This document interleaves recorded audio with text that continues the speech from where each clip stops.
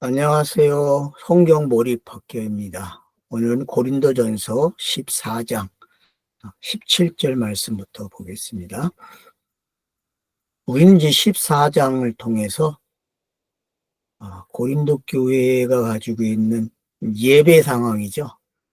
어떤 나눔이 있었는지를 보면서 나눔의 유익을 지금 설명하는 거죠. 근데 우리는 이걸 어떤 차서적인 입장으로 보지 못한다는 거예요, 본문을. 누구는 잘하고 누구는 못하는 그런 성경 읽기가 되면 안 되는데, 우리는 너무나 많이 익숙한 거죠. 여기는 잘하고 여기는 못하고. 이런 편견을 가지고 있다는 거죠. 근데 지금 이 내용들은 전부 다 어떤 절차를 가지고 있고 차서를 성경을 가지고 설명하고 있는 거죠. 그럼 어떤 절차냐, 어떤 차서냐 했을 때에 교회라고 오는 에클레시아가 가지고 있는 성격을 말하는 거죠. 땅의 에클레시아가 가지고 있는 성격은 방언도 있고 예언도 있다는 거죠. 근데 방언은 대체 내용을 보면 개인적인 유익이죠. 지금 현재 이렇게 본문을 살펴보게 되면 뒤로 가면 더 많이 나오는데 그런 부분들이. 그러나 예언은 어떤 공동체의 유익으로 가는 거죠. 근데 둘 다 뭐가 있어야 돼요? 통역이나 해석을 해주는 사람이 있어야 된다는 거죠. 그러면 이런 성격들이 어디로 갑니까? 성경이 가지고 있는 성격이죠. 성경 66권이 가지고 있는 성격이죠. 성경은 분명히 누가 봐도 유익이 되고 있어요. 어떤 각도로 보든 간에. 정치인이면 보면 정치적으로 보이고 정치에 어떤 뭐가 보여요. 또 어떤 학술을 하든 어떤 분야를 하든 자기가 원하는 대로 성경이 읽어지거든요. 그래서 성경은 내가 원하는 철학으로 어떤 가치관을 가지고 있으면 그 가치관으로 성경을 읽을 수 있어요. 그런 것이 만으로 등장하는 게 성경이 가지고 있는 성격이에요. 그래서 누구나 읽으면은 자기 원하는 답을 만들어낼 수 있는 거죠. 찾아낼 수도 있고. 근데 성경은 그렇게 읽으면 안 된다고 하는 거죠. 성경은 하늘과 관계된 이야기고 그 하나님이 자기를 알려줌으로써 자기와 사람이 같이 되는 걸 이야기하는 거거든요. 결국 그걸 우리는 영이라 그랬어요. 영. 그러면 영적이냐 마음이냐 이제 지금 사도 바울이 가져온 게 그런 관점이거든요. 그러면 영적으로 하나님과만 대화할 거냐 아니면 마음으로 땅의 사람들에게 복음을 전할 것이냐 이 말이거든요. 그러면 이제 에클레시아가 가지고 있는 성격이 드러나는 거예요. 에클레시아의 성격은 영도 가지고 있고 마음이라는 것도 가지고 있는 거죠. 사람이 살아가는 정서가 있는 거죠. 그리고 누스라는 단어인데 마음이라는 단어가 이 누스를 치고 들어가면은 기노스코 마이까지 가 기노스코로 가거든요. 기노스코가 뭐냐면 알다로 시작하거든요. 결국 뭘 아느냐? 성경의 전체적인 걸 안다는 거죠. 그래서 함축적으로 뭘 이야기하냐면은 허락하다, 알게 되다, 느끼다, 인식하다, 알아차리다, 분석하다, 말할 수 있다, 확신하다, 이해하다. 이걸 종합해 보니까 마음이라는 게 성경에서 사용되는 이것이 어떤 건지 우리가 정의할 수 있는 거죠. 결국은 땅에서 복음이 전파되는 걸 이렇게 이야기하고 있구나. 마음이라는 단어를 가지고 와서.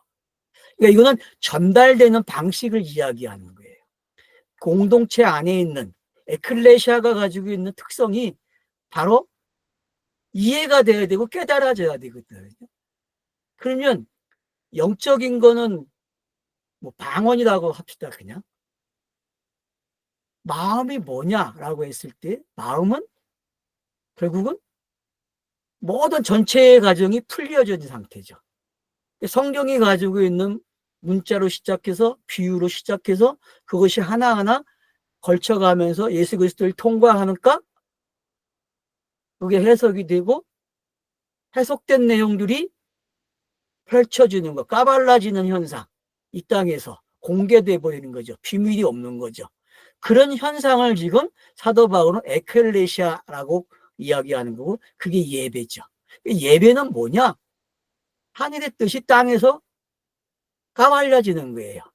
성경의 모든 전체적인 가정들, 현상들이 그냥 이 안에서 다 들키고 있는 거예요. 혼합돼 있는 거죠. 그래서 이것만 맞다 할 수 없는 위치에 있는 게 에클레시아예요. 분명히 영들이 모인 곳이지만은 그 영들이 모이면서 살찌고 뭔가 건강해지려면 나눔을 해야 되는데 그 나눔의 과정이 현대교회는 설교지만은 여기서 말하는 나눔의 과정은 본문, 성경을 서로 어떻게 읽느냐, 어떻게 대화를 하느냐, 성경을 가지고. 그 대화하는 방식들이 여러 가지인 것을 알려주고 있고 그 대화를 할 때에 너네들이 이런 질서는 지켜야 된다고 하는 것이 이제 정해져 가는 거죠. 뒤에 본문들이 이제. 그런 가정이 에클레시아가 가지고 있는 성격이죠. 에클레시아를 우리가 잘 정의를 내려야만 그 에클레시아가 풍부해지는 거죠. 누리는 게. 왜냐? 성경을 깨닫는 양들이 더 많아지고 더 깊어지기 때문에 그래요. 그런 부분들이 이해가 되기 시작하면은 오늘 본문은 쉬워지는 거죠. 그래서 16절을 우리가 다시 보고 알지만은 어떤 사람이 열심히 막 자기 혼자 그냥 감사를 해요. 그 하나님께. 근데 듣는 청중 중에는 감사하면은 그래 내가 뭐 감사할 수 있지. 근데 아멘을 못하는 거. 왜 아멘을 못합니까? 이제 17절에 설명하죠. 뭐라고 설명합니까? 이는 너가 한 표현은 감사를 잘해도 그러나 다른 표현은 세우지 못한다 그래요. 그러니까 세우지 못하는 게 문제죠. 그러니까 에클레시아의 특징이 뭐냐 하면은 계속 세워져야 된다는 거죠. 듣는 사람들로 하여금 교회의 회원이 돼서 들어오는 모든 사람들이 이 가정을 걸치게 되어 있다는 거죠. 땅의 교회의 특징이 이런 거죠. 그래서 땅의 교회는 방언도 있어야 되고 예언도 있어야 돼요. 이 두 가지 현상이 같이 나타나야 되는데 이 두 가지 현상을 갖다가 우리는 뭐라고 이야기했냐면 에클레시아가 드러나는 거죠. 에클레시아가 공개된다는 것은 결국은 그 하나님의 뜻이 땅에 공개되는 거죠. 그러면 문자의 성경이 드러나는 거거든요. 본래의 모습으로. 그게 에클레시아가 가지고 있는 현장이죠. 그래서 에클레시아는 결국은 뭐냐 하면은 드러내는 거다. 절차를 계속 가지고 가면서 드러내요. 그 드러내는 내용이 뭐냐? 바로 진리죠. 그래서 영으로 하든 마음으로 하든 드러나야 돼요. 어떤 게? 진리가 드러나는. 그래서 저는 그걸 차설화 이렇게 이야기하는 거죠. 그래서 교회 안에서도 육이 있는 곳이기 때문에 드러나는 장치가 필요한 거죠. 그래서 사도 바울은 예수께서 그리스도가 됨으로 완성된 내용을 교회 안으로 가져오면서 그 경험을 계속 시키는 거죠. 예수가 그리스도가 되는 과정을 교회로 하여금 참여시켜주는 내용으로 이해가 되셔야 된다는 거죠. 그래서 예언이 해석이 되고 방언이 통역이 되는 거는 결국 하늘의 말을 하는 거와 땅의 말을 하는 거죠. 그 하늘의 말을 하는 거는 결국 방언이라고 이야기하고 있는데 그 하늘의 말이 방언이지만은 땅의 사람들은 또 알아듣지 못하는 내용이기 때문에 땅의 사람들이 알아듣는 내용을 해야 되죠. 그러니까 땅의 사람들이 알아듣는다는 얘기는 복음의 시대라는 거죠. 그래서 우리 안에서 나에게도 또 방언적인 성격이 있고 예언적인 성격이 내 안에도 있거든요. 우리는 이제 방언 기도를 해보신 분들은 많은 사람들은 영적으로 기도하는 거야 하나님과. 그리고 이건 나와 하나님과의 대화야 하면서 되게 그걸 많이 누리고 하는 분들이 많아요. 근데 그런 쪽으로 너무 가지 말라는 거죠. 본문의 내용은 그런 거를 가르쳐 주려고 하는 게 아니라 성경책이 어떤 건지 그리고 성경책이 이 에클레시아 안에서 어떻게 녹아져서 그 자체가 그걸 읽고 있는 사람들 그걸 누리는 공동체가 에클레시아의 공동체가 어떻게 그 성경의 내용이 되어야 되는지를 설명하고 있다는 거죠. 그거를 방언과 예언으로 이야기하고 있다는 것을 서론적으로 이해하시면 좋을 것 같아요. 그러면은 본문을 이해하는데 넉넉해질 것 같아요. 제가 봤을 때는요. 이런 걸 여러분들이 좀 기본적 베이스로 가지고 있으면 합니다. 그래서 17절에 이야기하고 있는 한편은 감사를 잘해요. 그 사람은 누구겠어요? 그 하나님과 소통하고 있는 사람이겠죠. 근데 땅에서는 하나님과 소통하는 사람만 있으면 안 되거든요. 그 하나님과 소통하는 그 내용이 땅으로 전달돼야 되거든요. 그 전달되는 거를 뭐라 그래요? 성경은 예언이라 그러고, 예언이 절차적으로 전달되는 방법을 나열한 게 그걸 가리켜서 예배라 한 거죠. 여러분, 구약의 예배를 한번, 성전에서 드려지는 예배를 한번 따져보세요. 그 예배가 어떤 걸 만들어냈는지, 그리고 신약에서 하고 있는, 교회들이 하고 있는 그 예배의 성격과 구약이 하고 있는 예배의 성격과 같으려고 되게 노력했어요. 문자적으로, 의미적으로. 그러나 접근하는데 실패했다고 저는 생각해요. 왜냐? 에클레시아를 몰랐기 때문에. 에클레시아의 성격은 구약에 있는 것을 가져오긴 가져왔지만은 어떤 절차를 가져왔죠? 차서를 가져왔죠. 왜요? 성전과 이스라엘 백성들이 그 하나님께 다가가는 방법을 배운 거거든요. 그들이 그게 예배였어요. 마찬가지로 오늘날 예배도 그 하나님과 소통하고 그 하나님과 함께 공유하는 거거든요. 근데 과연 오늘날 예배가 그 하나님과 공유할 수 있냐는 거죠. 예언적 성격이 없다는 거죠. 방언적 성격도 없고. 성경이 말하고자 하는 진리와 멀어졌기 때문에 그렇다는 거죠. 만약에 성경이 말하는 진리와 가깝다면 오늘날 교회는 건강해요. 어떤 일이 보여줘도 건강하거든요. 왜? 그들은 항상 예수 그리스도를 덧입는 일을 하고 있기 때문에. 성경을 안 읽기 때문에 이러는 현상들이죠. 오늘날 교회는. 성경을 읽어도 어떻게 읽어요? 그냥 문자가 주는 의미, 단어가 주는 의미에서 머무르고 거기에서 멈춰버린다니까요. 그리고 거기서 교훈을 얻어내고 그리고 그걸 세간에 적용하는 거로 간단 말이에요. 그럼 제가 여러분들에게 생활에 적용하지 말라는 이야기입니까? 더 무서운 말을 하고 있는 게 저는요. 어떤 말이요? 예수 그리스도를 적용하는 삶을 살아야 되거든요. 예수가 그리스도가 되는 삶을 살아내라고 난 요구하는 거예요. 이건 도덕윤리보다 더 무서운 거예요, 여러분. 그러면 예수가 그리스도가 되는 내용을 공간복음서를 잘 알아야만 되는 거예요. 그 내용을 모르면은 예수가 그리스도가 되는 내용을 못 찾아내겠죠. 마찬가지죠. 지금 고린도전서는 전부 무슨 내용이에요? 예수가 그리스도가 됐다는 내용을 여러 가지 방법을 통해서 현실의 그 교회에 맞춰서 설명해 주고 있는 거거든요. 그들이 문제라고 하는 것들, 심각해질 정도의 그 문제들을 사도 바울이 지금 예수가 그리스도가 되는 내용으로 풀어가고 있다는 거죠. 그런 내용들이 지금 우리가 접하고 있는 내용이고, 저와 여러분이 이 삶 속에서, 이 땅에서 육을 가지고 살아가는 이 삶의 현장에서 어떻게 예수 그리스도를 재현할 것인지 생각하라는 거죠. 과연 어떤 것이 예수 그리스도를 재현하는 삶이 되는 건지. 그게 에클레시아가 가지고 있는 힘이라는 거죠. 에클레시아만이 가지고 있는 힘이에요, 여러분. 이건 어느 시대도 경험하지 못한 내용이에요. 왜요? 완성된 이야기지만 그 완성된 이야기가 우리에게 전가돼서 우리로 하여금 그 일을 만들어내라고 이야기하고 있기 때문에 그걸 저는 재현이라고 한 거거든요. 그래서 여러분과 저는 예수 그리스도를 어떻게 재현할 것인지, 방언과 예언을 통해서 예수 그리스도를 어떻게 재현할 것인지를 고민하는 성경 읽기가 돼야 돼요. 누려야 되겠죠, 그러면.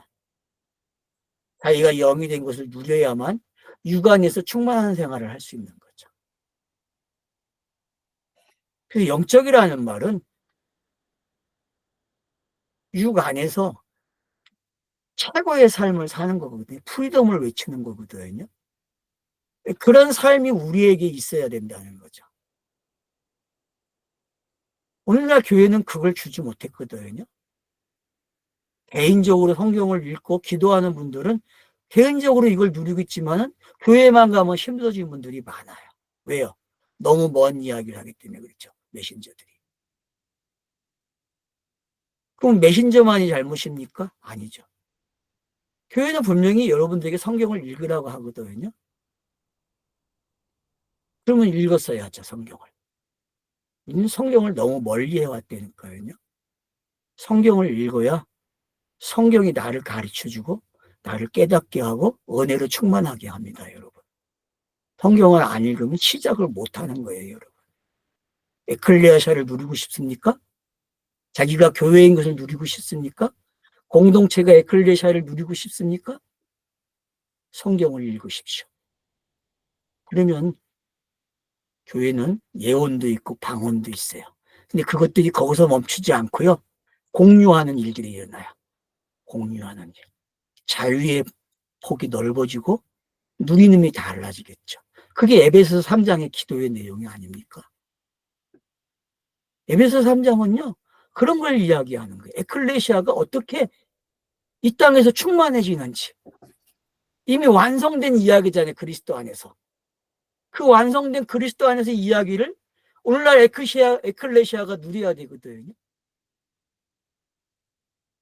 오늘날 교회는 에클레시아는 이해하지 못했기 때문에 그거에 대해서 엉뚱한 방향으로 가고 있는 거죠. 너무 보이는 현상들을 찾아가고 있죠. 눈으로 확인할 수 있는 것들, 감정으로 확인할 수 있는 것들, 너무나 그런 체험적인 것들에 내어서 이 14장을 해석했기 때문에 너무나 어긋나는 거죠. 주석책만 읽어도 그렇게 하지 못할 거예요. 많은 주석책을 읽어보세요, 여러분. 그러면은 예배에 대해서 고민하는 사람들이 많아요. 오늘날 예배에 대해서. 이 본문을 가지고. 과연 교회가 예언적인 성격이 있는가? 메시지가, 설교가 과연 예언적인 성격이 있는지. 그리고 그 예언적인 성격이 문자로 끝나는 것이 아니라 진리로 확대되는 그런 메시지가 있는지. 그 확대된 메시지가 예수가 그리스도가 되는 내용으로 가고 있는지 확인해 봐야 되겠죠.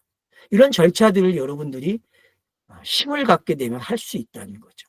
여러분, 나라가 든든하려면요, 백성이 잘 갖춰져야 돼요.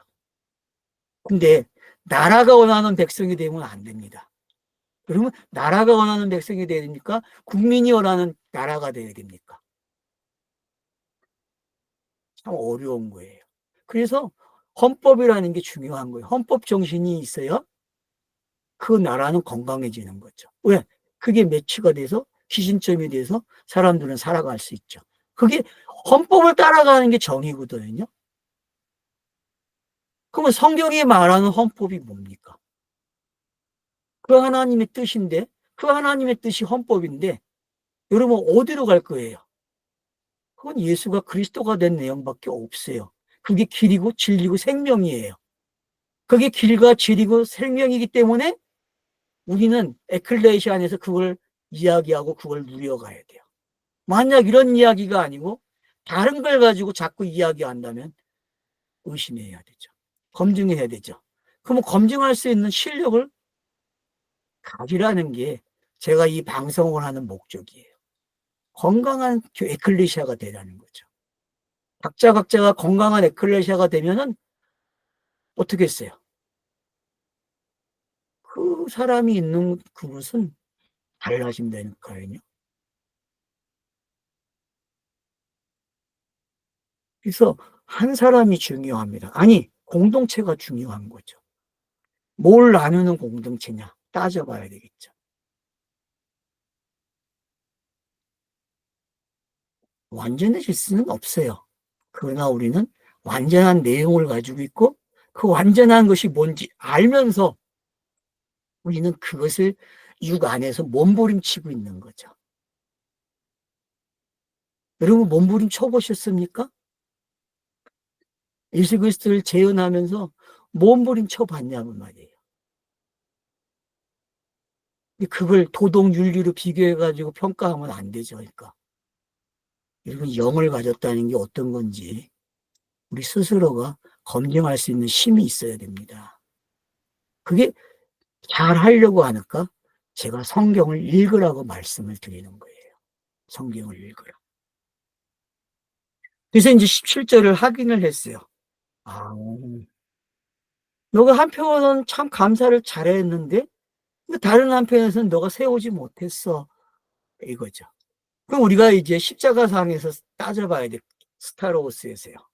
자, 하나님께 감사하는 거와 땅에서 세워지는 게 됐느냐? 어때요, 여러분? 공관복음서에서 그 그림이 어떻게 그려지고 있습니까?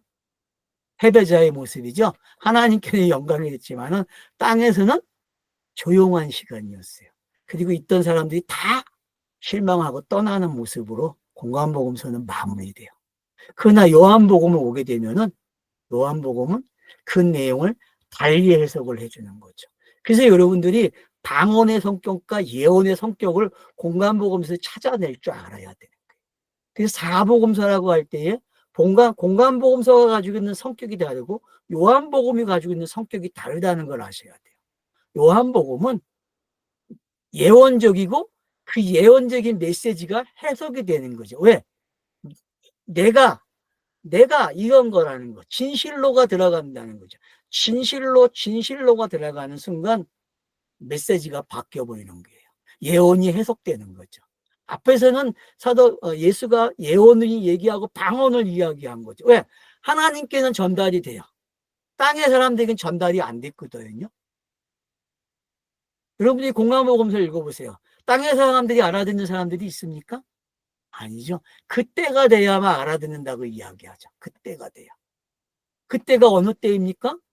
사도의 때고 성령이 임해야 되는 때였죠. 그게 성경의 기록상의 차서였단 말이에요.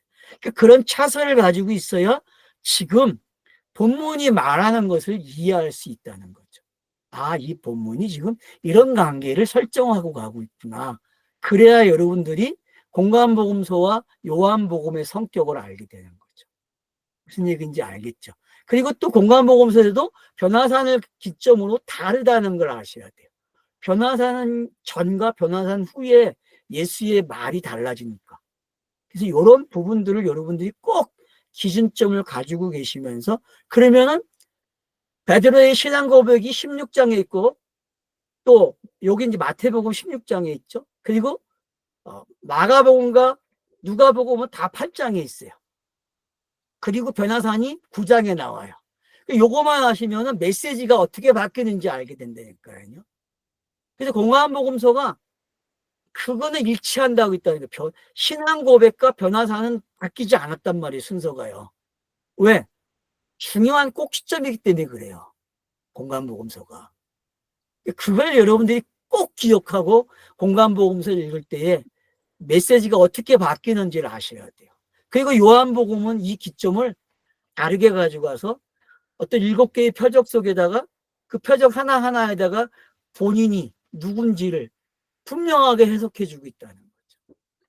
그래서 예언이 방언이 어떻게 통역이 되고 해석이 되는지를 정확하게 요한복음을 통해서는 확인할 수 있다는 거죠. 그래서 공관복음서를 여러분들이 잘 읽어놔야만 요한복음 오게 되면 확실해지는 거예요. 그래야만 여러분들이 지금 사도 바울이 말하는 이 표현들을 씹어 먹을 수 있는 거예요. 그래서 여러분들이 장장을 씹어 먹어야 돼요. 이빨이 없어질 정도로 씹어 먹어야 된다니까요. 그걸 저는 성경 몰입이라 그런 거예요. 몰입하라는 거죠. 몰입을 하라.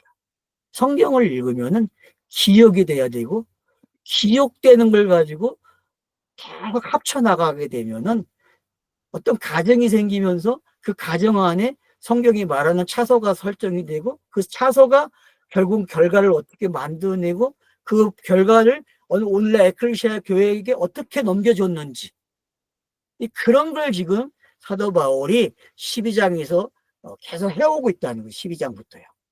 그래서 이제 꼬링하는 지점이에요. 지금 여기가 이 본문에서 14장에서도 지금 중간에 와 있거든요. 그래서 18절 나는 나의 하나님께 감사하노니 너희 모두보다 방언을 잘 말한다 그래요. 사도 바울이 방언을 잘 말한다. 이 말이 뭔지 알아야 된다니까요, 여러분. 사도 바울이 서신을 제일 많이 기록하죠? 그죠? 그거 자체가 뭐예요? 방언이에요, 여러분, 방언. 하나님만 알아듣는 방언이 되니까요. 서신 자체, 문자로 기록된 걸 뭐라 그래요? 그냥 방언. 여러 가지 말로 기록해 놓은 거예요. 여러 가지 말로. 그걸 방언 그러는 거예요, 여러분. 그래서 감사한대요. 그러면서 하는 말이 또 뭐예요? 너희 모두 보다 더 방언을 잘 말한다 그래요.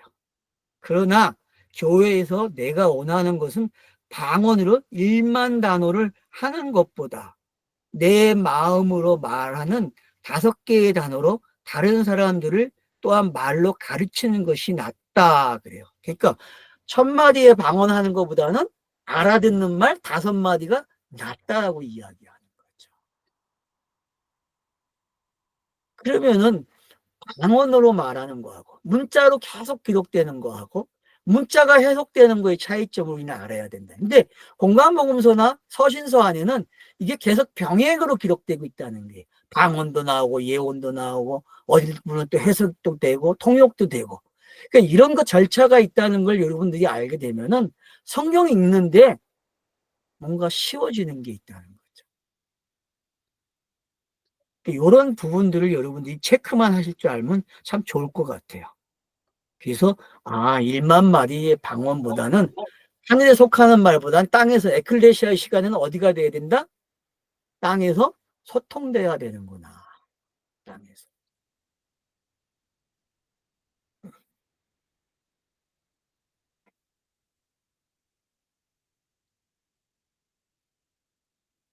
그래서 12장에 교회를 세우는 사람들이 있었잖아요. 마지막에. 그쵸? 여러분들이 28절부터 보게 되면은 또한 하나님께서 교회에 세우신 것들은 첫째는 사도들이며 둘째는 선지자들이며 셋째는 교사들이며 다음으로는 능력자들, 다음으로는 치료하는 자들이며 돕는 자들이며 행정가들이며 여러 종류의 방언들이 있다.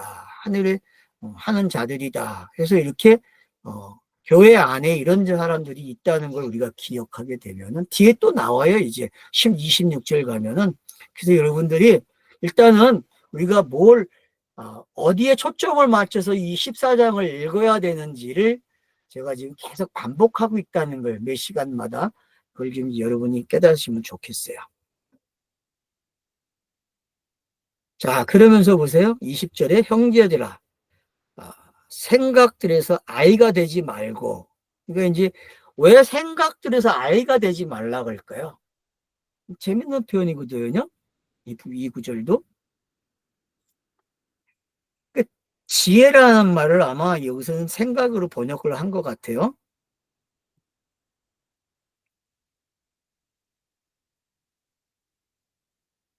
자, 형제들아,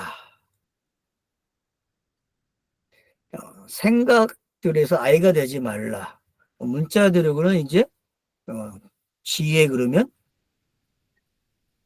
후흐렌이라는 단어인데 고삐를 매다, 자갈을 먹이다, 뭐 행경막, 뭐 비유 동정 어린 감정, 뭐 정신, 지혜, 뭐 이렇게 번역이 되어 있거든요. 그러니까 여러 가지로 사용이 되고 있다는 걸 알 수 있죠. 고삐를 매다, 자갈을 먹이다, 그러면서 행경막, 함축적으로 동정 어린 감정. 이런 게 참 어려운 것 같아요. 이 단어가 지금. 이 단어는 그렇게 쉬운 단어는 아닌 것 같아요. 그러니까 여러분들이 이제 문장 안에서 사도 바울이 사용하고 있는 이 단어를 좀 생각해야 된다. 그렇죠? 그래서 생각들에서는 아이가 되지 말고 그러니까 생각들에서 아이가 되지 말라는 고삐를 매다 자갈을 매기다 그랬으니까 그러니까 그런데 이제 매이지 말라는 거죠. 그러면 이제 그게 율법과 관계된 단어들이잖아요. 이런 단어들이. 자갈을 매기다, 고삐를 매다. 이런 것들은 어떤 매임의 상태를 가르쳐 주기 때문에. 그러니까 우리가 지혜라는 단어를 어떤 그 구약 잠언에서 사용하는 지혜와 여기서 사용하고 있는 지혜의 언어가 같은지는 제가 확인을 안 해봤어요. 그러니까 뭐 확인해 보면 좋겠죠. 구약에서 사용하는 지혜가 과연 이 단어 헬라어와 어떤 것이 있는지는 그 부분까지는 제가 공부를 안 했기 때문에 말씀을 못 드리고요. 단지 아이가 되지 말라고 하는 게 어떤 건지만 안다면은 그게 뭔지 우리가 생각할 수 있는 거죠. 그래서 생각에는 아이가 되지 말라. 그리고 악에는 아이가 되고 악에는 아이가 돼요. 그러니까 생각은 아이가 되지 말고 악에는 어른이 되라 그 말이죠. 다른 말로 하면. 자, 그래서 그러나 너희는 생각에 성숙한 자가 되어. 그렇죠. 생각에는 성숙한 자가 되라는 게 결국 원하는 말이죠. 이 단어를 쫓아오니까 결국은 생각하는데 뭐가 되라? 어른이 되라. 그럼 생각하는데 어른이 되라는 표현은 그럼 앞에 있는 내용들을 우리가 봐야 되겠죠. 그러면 자, 어른이 되라. 그럼 뭘 선택하라는 거예요? 너희들이 방언과 예언을 잘 이해해야 어른이 된다. 그 얘기죠. 방언과 예언을 잘 알아야, 이치를 알아야, 이게 서로 교차되고 차소가 된다는 걸 알아야 너희들이 뭐가 된다? 어른이 된다. 이 이야기죠. 악이라는 게 뭡니까? 성경에서 여러분. 성경에서 악은요, 하나님의 뜻을 분별하지 못하는 게 악이에요, 여러분.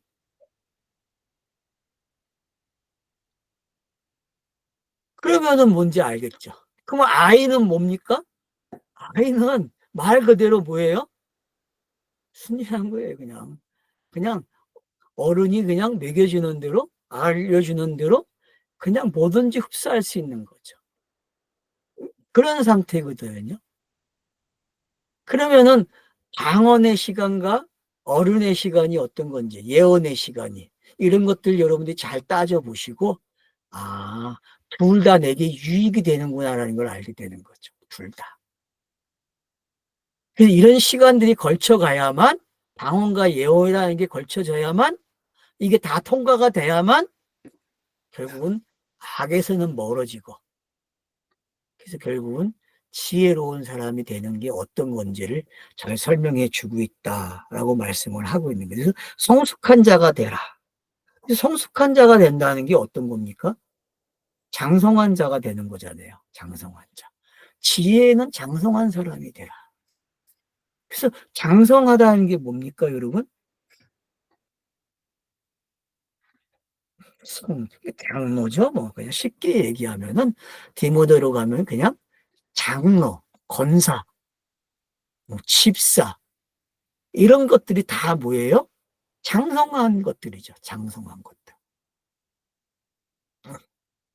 그러니까 이걸 또 뭐 교회에서 사용하는 직분으로 이해하시면 안 돼요. 그러니까 교회 성경에서 사용된 용어들이 너무 타락해 버렸어요.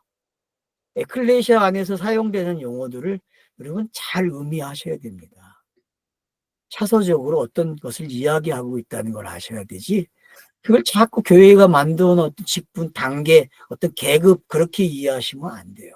교회는 뭐 계급이 아니라지만 다 계급으로 가지고 있잖아요. 안 그렇습니까?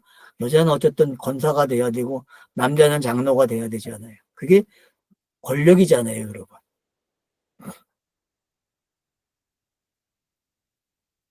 여기서 말하는 성숙한 건 그냥 결국 뭐예요? 예언과 방언의 시간이 잘 깨달아진 사람이죠. 악이 없는 거죠. 하나님과 막힘이 없는 사람이에요, 여러분. 그 막힘이 없어져야 돼요. 그래서 여러분들이 에베소서를 잘 읽어보세요. 그러면요, 막힌 게 어떻게 없어지는지, 담은 어떻게 헐어지는지, 그 내용들을 여러분들이 읽게 되면은 이런 것들이 뭔지 알게 되는 거죠. 악이라는 게 어떤 건지. 그래서 예수가 그리스도가 되는 과정 속에 악이 사라지는 거예요. 왜? 그게 길이 돼버렸기 때문에. 하나님의 뜻을 알게 되는 거거든요, 여러분. 하나님의 뜻을 안다는 게 성경을 읽어야만 되는 거예요. 그건 철학적으로도 안 되고 어떤 사고를 한다고 되는 게 아니거든요. 그건 은혜로 되어지고 성경을 읽어야 되어지는 거예요. 성경이 안 읽었는데 뭐 은혜로 됩니까? 안 되죠. 그러면 성경을 읽어야 미천이 있어야 은혜가 들어와요. 안 그렇습니까? 내가 은혜의 사람인지 아닌지 성경도 없으면서 성경도 모르는데 무슨 그게 은혜예요. 은혜 아닙니까? 그냥 그건 그냥 샤머니즘이 말하는 은혜겠죠. 그거는 인간이 노력하면 다 되는 거 아니에요. 근데 성경은 인간의 노력을 하나도 개입을 시키지 않아요. 그래서 여러분, 성경을 읽기 위해서 기도해야 된다니까요, 정말. 여러분, 그 기도는 필요한 것 같아요. 성경을 읽기 위해서 여러분 기도하세요. 기도하셔야 됩니다, 그거는. 모든 거의 시작은 성경이기 때문에 그래요. 결론도 끝도 성경이고. 다른 거 가져와갖고는 해결이 안 돼요, 여러분. 제가 암만 여러분에게 설명을 해도 그냥 설명으로 끝나요. 성경을 읽어야만 되는 이야기이기 때문에 그렇거든요. 성경을 읽어야만.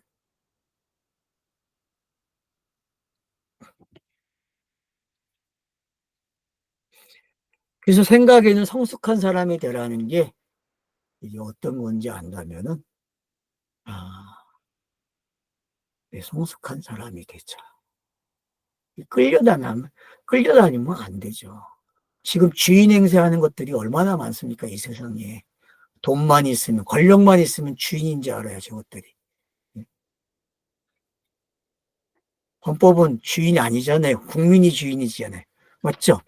그럼 헌법에는 국민이 주인이에요. 대통령이 어떻게 주인이 되려고 그래, 망할 놈의 새끼가.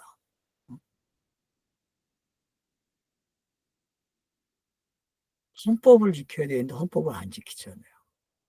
마찬가지 에클레시아 세계도 성경이 헌법이고 성경 안에서 읽어져야 돼요. 성경 안에서. 그걸 어떻게 깨달아지느냐. 그걸 사도 바울은 지금 방언과 예언이라는 걸 가져와서 우리에게 너희들이 깨닫는 방법이 이거야라고 가르쳐주고 있는 거죠. 헌법의 정신이 이거야라고 가르쳐주죠.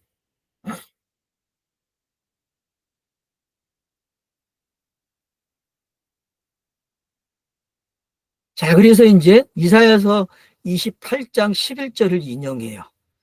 율법에 이것이 기록되었으니 다른 방언들로 그리고 다른 입술로 내가 이 백성들에게 말할 것이나 또한 그들이 나를 듣지 않을 것이다. 그래서 이사야서 28장 11절을 인용해 가지고 이렇게 설명을 하는 거죠. 내가 다른 방언들로 그리고 다른 입술로 내가 이 백성들에게 말을 한다. 근데 또한 그들이 나를 듣지 않을 것이다. 이건 어느 시대입니까? 이사야의 저주에 걸린 시대죠. 그죠? 여러분, 이사야서의 저주가 얼마나 무서운지 알아야 돼요. 근데 이사야서의 저주는 은혜로 가는 길이죠. 왜요? 니네들 마음대로 깨닫지 말라는 거죠. 니네들 마음대로 해석하지 말고 너희들 마음대로 이게 길이야라고 말하지 말고 이게 생명이야 이런 말 하지 말라는 거죠. 그게 이사야서의 저주죠. 그럼 이사야 저주가 어디에 나옵니까? 6장에서 나오잖아요. 여러분들이 6장을 잘 읽어보세요. 6장 8절 이하를 보면은 이사야의 저주가 어떤 건지 알게 돼요. 들어도 듣지 못하고 내 백성들이 깨달지도 못할 것이다. 눈으로 봐도 보지 못하고 그게 뭔지 그 시대를 이렇게 표현하고 있는 거죠. 다른 말로, 다른 말로. 그래서 히브리어에서 헬라어로 오는 거예요, 여러분. 알았죠? 다른 말로 해주는 거예요, 다른 말로. 무슨 얘기인지 알겠죠? 다른 말로 싹 바꿔놓는다니까? 뭐 쉽게 그냥 문자가 히브리 문자에서 헬라어 문자로 넘어오는 거잖아요. 이스라엘이 가나안 땅에서 살아도 깨닫지 못하고 바벨론으로 70년을 가서 살아도 깨닫지 못하는 거예요. 왜요? 뭘 가르쳐 주는 겁니까? 이걸로 되는 게 아니라 예수가 이 일을 할 거라고 가르쳐 주는 흔적이잖아요. 구역은 메시아가 온다는 흔적을 남기잖아요. 어떤 방법으로 오는지. 그럼 구약이 하는 일은 그거잖아요. 그래서 한마디로 메시아가 온다잖아요. 메시아가 온다. 그 내용들을 왜 그러면 결론을 이렇게 이사야서 28장 11절을 가져왔느냐 사도 바울이.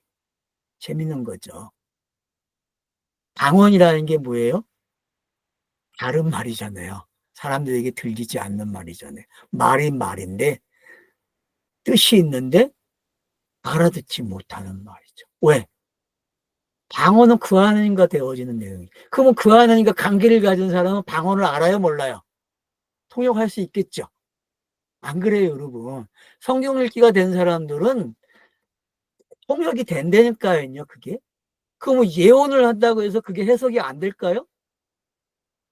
구약을 신약으로 읽어내듯이 성경을 읽게 되면 어떻게 돼요? 이게 하나하나 성경이 성경을 해석해 주면서 풀어내 주는 거예요. 이런 절차적 과정을 방언과 예언이 하고 있다는 거를 사도 바울이 지금 복잡하게 여러 가지를 가지고 예를 들고 있는 거죠. 그러면은 되게 쉬워져야 되는데 우리는 이런 걸 되게 어려워하고 있다는 거죠. 쉬워지고 있습니까? 제가 어렵게 하고 있습니까? 되게 궁금해요.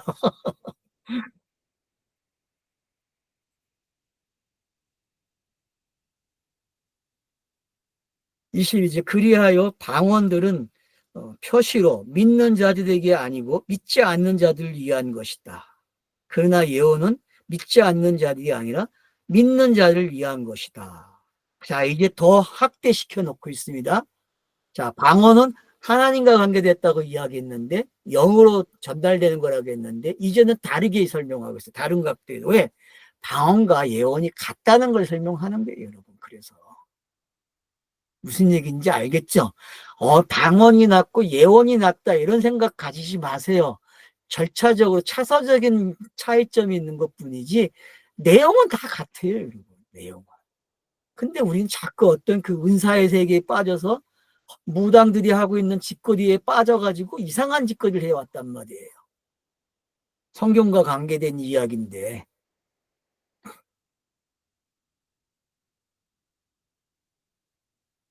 자, 방언들은 표시로 믿는 자들에게 아니고 믿지 않는 자들을 위한 것이다. 그래서 이제 처음 믿는 사람들이 처음 교회에 오게 되면 방언을 많이 한다 그러잖아요. 그 이제 그렇게 이해하는 사람들이 되게 많았어요. 근데 여러분 그런 게 아니에요, 여러분. 그러니까 예언이나 방언이나 지금 같다라는 걸 이렇게 표현하고 있는 거예요. 그러나 예언은 믿지 않는 자들이 아니라 믿는 자들을 위한 것이다. 그래서 교회 안에는 에클레시아라는 것에는 육적인 모습과 영적인 곳이 있다고 했잖아요. 에클레시아 안에는. 그 에클레시아 안에는 이 육적인 것과 영적인 것이 녹아져야 돼요. 그래서 합쳐져야 되거든요. 하나로. 하나가 되는 게 뭔지. 그래서 이 관계 설정을 지금 이렇게도 해주고 이렇게도 해주고 있다는 걸 아셔요. 그래서 여러분들이 방언, 예언 그래가지고 이렇게 줄을 그어놓고서 비교하면서 적어보세요. 매 절마다. 그러면은 사도 바울이 이게 어떻게 변화를 시켜주고 있는지를 알게 돼요. 여러분 이 도표를 한번 꼭 만들어 보셔야 됩니다. 그래야 쉽게 본문 이 14장이 이해가 돼요. 그러니까 그걸 여러분들이 힘들지만 한 절 한 절을 갖다가 이렇게 좀 칸을 쳐놓고서 여기는 방언, 여기는 예언 그래가지고 성격이 어디서 바뀌고 있는지 한번 보람. 여기서 바뀌고 있잖아요, 지금요. 방언을 설명하는 방식이. 그럼 어떻게, 왜 달라지는지만 알아도 분명히 하나님께 기도한다고 했거든요, 방언은.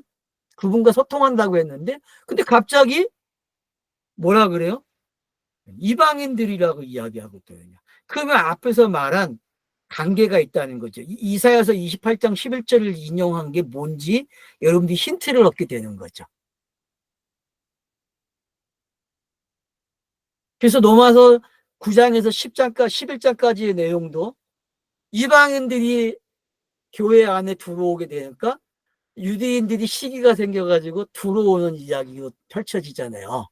그런 걸 여러분들이 이해를 하시게 되면은 지금 이 성격을 조금은 도움이 될 거예요. 이런 것들이.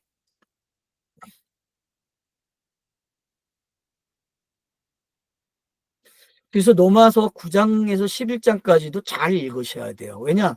되게 어려운 본문이면서도 그걸 깨달아야만 이방인과 유대인, 이스라엘이 뭔지 알게 되는 거예요. 이게 절차상 차서로 어떤 이야기를 만들어줬다는 걸 알아야 되는데 우리는 이상하게 그걸 문자적으로 해석하고 지역적으로 해석해서 결국은 성경이 원하는 답을 찾아가지 못하게 되는 거예요. 여러분들이 지형적이거나 어떤 문자적으로나 역사적으로 성경을 읽으려고 하면 성경이 원하는 답을 찾지 못합니다. 물론 그거는 기본적으로 공부를 해야 할 내용이 맞아요. 그러나 거기에 빠져들어가면 안 되죠. 거기서 벗어나서 이런 기초가 있지만은 이 기초를 가지고 무슨 이야기를 하려고 하는지 저자가 의도를 찾아내야 되는데, 그래야만 진리로 가고 예수가 그리스도로 가는 내용으로 소화가 되는데, 우리는 그렇게 하는 걸 못 배웠어요. 말을 배우지 못했기 때문에. 그래서 여러분들은 지금 말을 배웠고 그 말을 배운 대로 성경을 읽다 보니까 어떤 일들이 일어나고 있다는 거죠. 계속 성경을 읽어주세요. 그러니까. 자, 그래서 이제 이렇게 이야기하죠.